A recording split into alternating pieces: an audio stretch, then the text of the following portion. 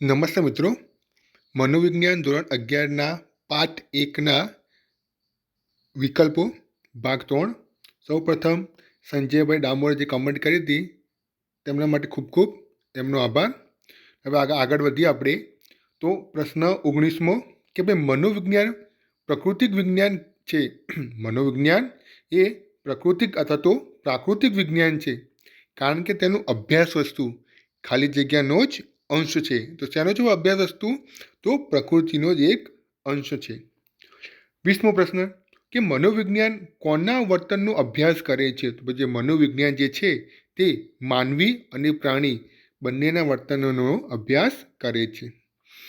મનોવિજ્ઞાનને માનવ વર્તનનો અભ્યાસ કયા સંદર્ભમાં કરતો હોવાથી? મનોવિજ્ઞાન એ માનવ વર્તનનો અભ્યાસ કયા સંદર્ભમાં કરતો હોવાથી સામાજિક વિજ્ઞાન પણ કહી શકાય. તો એ સામાજિક અને સાંસ્કૃતિક માનવ વર્તનનો અભ્યાસ કરતો હોવાથી તેને સામાજિક વિજ્ઞાન પણ કહી શકાય.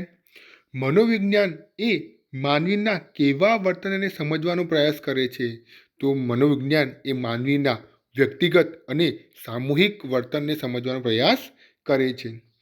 જે વિજ્ઞાન માનવી કે પ્રાણીના વર્તનનો અભ્યાસ કરે છે તે ખાલી જગ્યા તરીકે પણ ઓળખાય છે, તો તેને વાર્તનિક વિજ્ઞાન તરીકે ઓળખવામાં આવે છે. 24મો પ્રશ્ન કે ભાઈ મનોવિજ્ઞાન એ વાર્તનિક વિજ્ઞાન છે જેમાં ભૌતિકશાસ્ત્ર જેવા પ્રાકૃતિક વિજ્ઞાનનો અને સમાજશાસ્ત્ર, નૃવંશશાસ્ત્ર જેવા સામાજિક વિજ્ઞાનનો સમાવેશ થાય છે. આવું કોણે કહ્યું હતું? તો ભાઈ સીટી મોર્ગને કહ્યું હતું. મનોવિજ્ઞાનના ધ્યેયો કેટલા છે? તો મનોવિજ્ઞાન ટોટલ 4 ધ્યેય, જેમાં વર્ણન, સ્પષ્ટીકરણ, આગાહી અને નિયંત્રણ. મનોવિજ્ઞાન ટોટલ 4 ધ્યેય, વર્ણન, સ્પષ્ટીકરણ, આગાહી અને નિયંત્રણ. મનોવિજ્ઞાનનું વિષય વસ્તુ શું છે? તો ભાઈ માનવ વર્તન. મનોવિજ્ઞાનનું વિષય વસ્તુ તો માનવ વર્તન. 27 બનાવ, ઘટના કે સ્પષ્ટીકરણ કેમ ઉદ્ભવે છે? તેના કારણોની સ્પષ્ટતા એટલે સ્પષ્ટીકરણ. 28 કોઈપણ વિજ્ઞાનમાં સ્થાપિત થયેલા નિર્ણયોને આધારે કોઈપણ વિજ્ઞાનમાં સ્થાપિત થયેલા નિયમોને આધારે કરવામાં આવતી તે ક્ષેત્રને લગતી પૂર્વકલ્પના એટલે શું? તો આગાહી અથવા તો ભવિષ્ય કથન. નિયંત્રણ. નિયંત્રણ એટલે શું? તો ભાઈ નિયંત્રણ એટલે સ્થાપિત થયેલા નિયમોને આધારે મનુષ્યની મુશ્કેલીઓનું, ચિંતા, પ્રતિકૂળતા વગેરે હલ કરવા માટે કરવામાં આવતા પ્રયત્નોને મળેલી સફળતા એટલે નિયંત્રણ. અથવા એને બીજી વ્યાખ્યા જોઈએ તો નુકસાનકારક કે તકલીફ ઊભી કરે તેવી પરિસ્થિતિને ટાળવા માટે કરવામાં આવતા પ્રયત્નો. 30મો પ્રશ્ન તો ભાઈ ભારતમાં ભરતમુનિ, પતંજલિ અને ચાણક્ય તેમજ ગ્રીસ અને રોમના એરિસ્ટોટલ અને પ્લેટો એ કોણ હતા?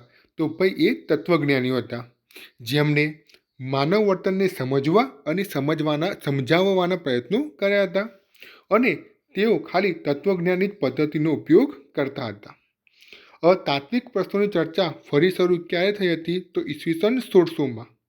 આધુનિક મનોવિજ્ઞાનને વ્યવસ્થિત અને પ્રયોગાત્મક સ્વરૂપ આપવાનો યશ કોના જ ફાળે જાય છે? તો વુન્ટના ફાળે.